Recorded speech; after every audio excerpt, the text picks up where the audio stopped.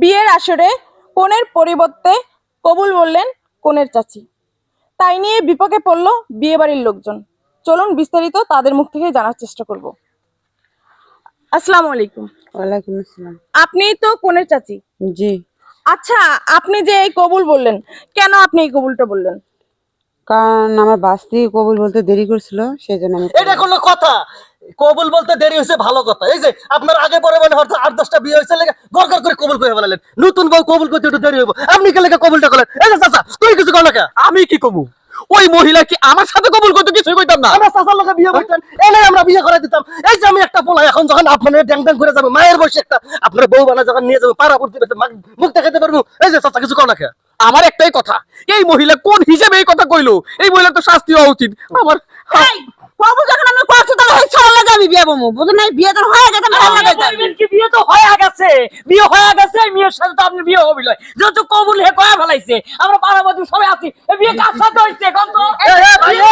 আপনার বয়সের সাথে তো এই ছেলের বয়স কোনোভাবেই যায় না। ঠিক আছে, বয়সের সাথে বয়সে যায় না, ভুল ভবিষ্যৎ হোক আর যাই হোক, আমি বইলেই যখন ফেলাইছি, কারণ আমার তো স্বামী নাই, এর লাগে আমি যেটা কইছি আমি হেল লাগে। ও আচ্ছা, আপনার হাজবেন্ড নাই?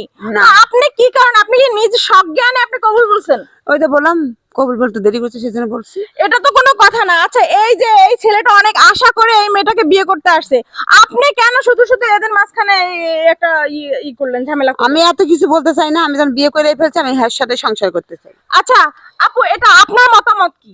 আমার মতামত হয়েছে, আমি একটা মাইয়া মানুষ, এলাকার সবাই জানে আমার বিয়া, এলাকার সবাই আসছে, এখন বিয়েটা না করতে আমি যাবো না। যেহেতু বিয়ে পিড়িতে বসছি, সেই অনুযায়ী বিয়েটা করব। এখন আপনি আপনি তো তাকে কবুল, সে তো আপনাকে কবুল বলছে, তাই না? হ্যাঁ, সে কবুল এখন বলছে, কিন্তু legal আমি তো তো সে বলিনি আপনার তারে। ওয়াইফ। আরে সে ওয়াইফ কেমনে? সে তো আমার চাচি শাশুড়ি, সে ওয়াইফ হয় কেমনে? কিন্তু কবুল তো সে বলছে, এই কন্যা তো বলে নাই। আহা, বলেন নাই নতুন করে আবার আপনারা বলান। না, তা হয়ে গেছে, বিয়ে হয়ে গেছে। আপা, আমি এত কিছু বুঝি না, বিয়ের উদ্দেশ্যটা আজকে আমার আর ওর কিভাবে বিয়েটা হবে এটা আজকে এভাবে সম্পন্ন করে আর দিচ্ছি। সে যদি সেদিনে সংসার করতে চাই করুক না, তত আমার কোনো সমস্যা আরে সতীনের সংসার তো আইব পরে। একটা চাচির একটা মার বয়সী লোকের নিয়ে আমি রাস্তাঘাটে যামু, আমার আপন চাচি, তাহলে তার কেমনে আমি বিয়ে করবো? বিয়ে হয়ে আচ্ছা আন্টি, এটা তো আপনার ভুল, এখন এটা কি সমাধান করতে চাচ্ছেন? এই তোমার লজ্জা করে না? কি বলে এগুলা তুমি? একটা কথা কই, পাড়া প্রতিবেশী সবাই জানছে না যে আমি কবুল করছি, আমার বিয়ে হয়ে গেছে, তাহলে আমি পাড়া প্রতিবেশীকে মুখ দেখাবো কিভাবে?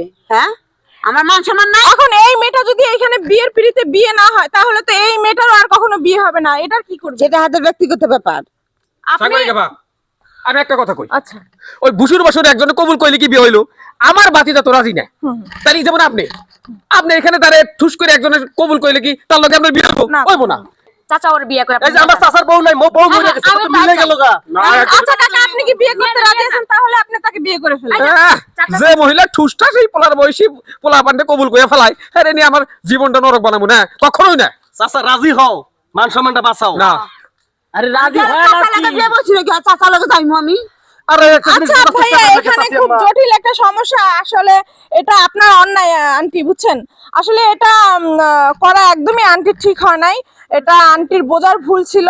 তো এরকমের হুটহাট করে কোনো ডিসিশন নিয়ে কোনো কিছু করা উচিত না।